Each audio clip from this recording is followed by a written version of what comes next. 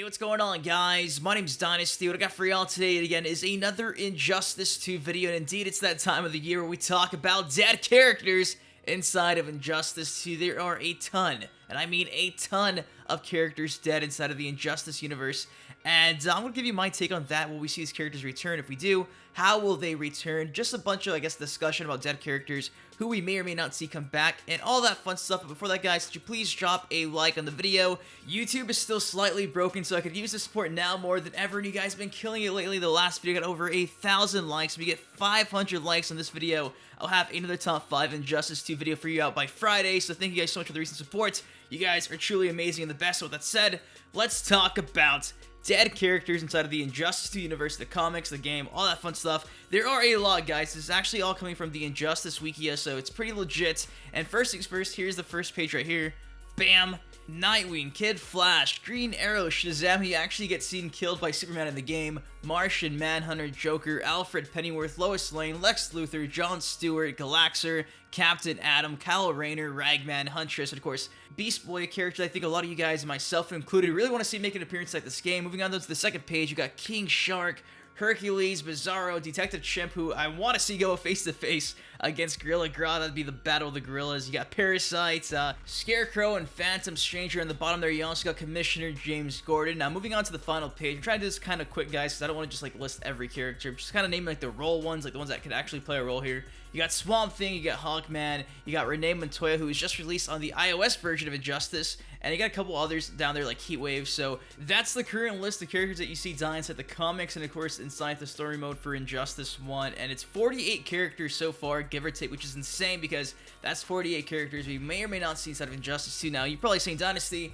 these characters, they're dead, right? I'm like, yeah, they're dead. They are dead, but they are only dead inside of the Injustice universe, if I'm not mistaken. Now, because of that, the door for these guys to actually come back and make a return is always going to be open because there's two universes. Just like we saw inside the first Injustice campaign, these guys can simply go back and forth from one universe to the other. So just because the likes of the Joker, Shazam, Green Arrow, or Swamp Thing, characters you want to see so bad that are quote-unquote dead inside the Injustice world, does not mean that they won't make an appearance inside of Injustice 2. There's always that cop-out way because there is a clone inside of another universe. So do not worry, there is still always a chance. This is another Studios we're talking about who always bring back dead characters dating back to the days of Mortal Kombat. So do not worry. Now, I think inside a recent Gamescom interview, Boone did come out and say, yes, their main focus for the Injustice 2 campaign is going to take place all inside of, the Injustice universe. Now, give or take, that's what he said, but do not take that for, 110% fact. This is Ed Boon that we're talking about, the Master Troll himself. Obviously, he's not going to give us the entire facts and just come out and say, yeah, we're only going to have one universe. So, I still think there is a pretty good chance we're going to have both universes make an appearance. And because of that, like I said,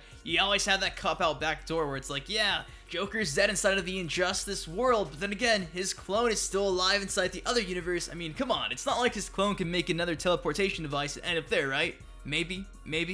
So, you know what I mean? There's always a chance, guys, and if they only want to have just one universe this time around, just like the Injustice regime Superman world, there are still other ways to bring back dead characters. For instance, what about the Lazarus Pit? Now, dating back to the first reveal trailer when we had that voiceover, people were it's Bryan Cranston.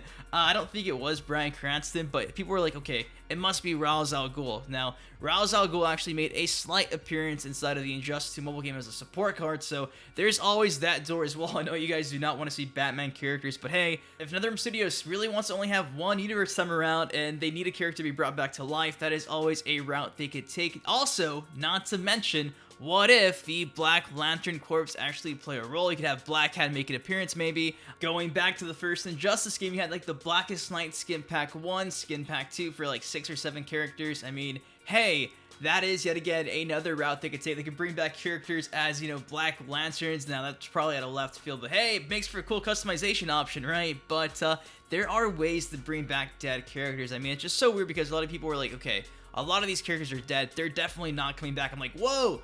Wait a second, there are options, which is why I'm making this video. Say hey, just because your favorite character is dead does not mean it's the end-all be-all. I just gave you two easy, scenarios or routes they could take to bring back some dead characters inside of Injustice 2. So don't worry, it's not the end of the world. Not to mention something else I think is super interesting as well. If these characters were 110% dead, not making an appearance, why would Ed Boon continue to tease them and add them to voting polls? For instance, let's talk about Swamp Thing. Swamp Thing is my favorite character. He is dead inside of the Injustice comic books, inside the Injustice world. Now, just recently inside a voting poll right here, bam! Who do you most want to see in Injustice 2? And guess who was in second place right there? Swamp Thing underneath Blue Beetle. If Swamp Thing was not going to be inside of Injustice 2, even had a chance, why would Boon waste that voting poll slot on a character that was just dead and not coming back? You see my point here? This isn't even like a one-time thing either. He's always doing this. For instance, somebody said Beast Boy, and of course his response to that was, could be, very cool. Then from there, somebody also went back and said this, please give us a Bizarro skin for Superman. Is that too much to ask for? And he's like, that's reasonable. So even if a character is dead like Bizarro, I mean, hey, you can still get a skin for Bizarro inside of Injustice 2. I mean, come on, Hawkman is dead as well. Somebody said this, it would be unjust to not add Hawkman inside of Injustice 2. And of course, his response was, I get it, unjust. So acknowledging the want for Hawkman inside of Injustice 2. So there are ways, guys. And I mean, honestly, if a lot of these characters were just like 110% killed off, dead, never coming back, why continue to tease and leave that door open? Like, if they're not in the game, you're just gonna piss off a ton of people, Boon, you know what I mean? So it makes sense now. Just a couple days ago, the guy who's actually in charge of writing the Injustice 2 comics going on right now, actually, he wrote all the first Injustice 1 comics. He's now writing the brand new comic books right now for Injustice. He came out and said this on Twitter. Bam.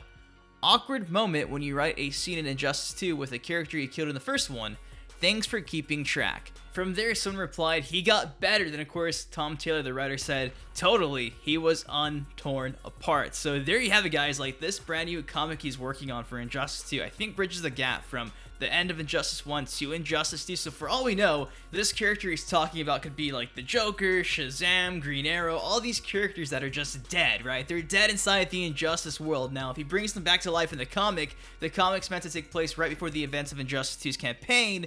That is another out for them to actually bring characters back inside of Injustice 2 that are dead. So it's not the end of the world, guys. Characters are not completely dead, killed off, especially when you got NetherRealm Studios at the helm of things. Like, come on, it's NetherRealm Studios. They want a character to come back. They're going to find a way to make that happen. So, guys, that is all I got for y'all today. Just want to talk about dead characters inside of Injustice 2. What do you all think of this?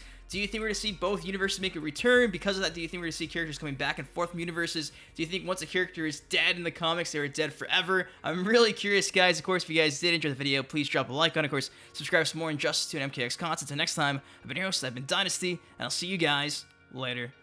Peace.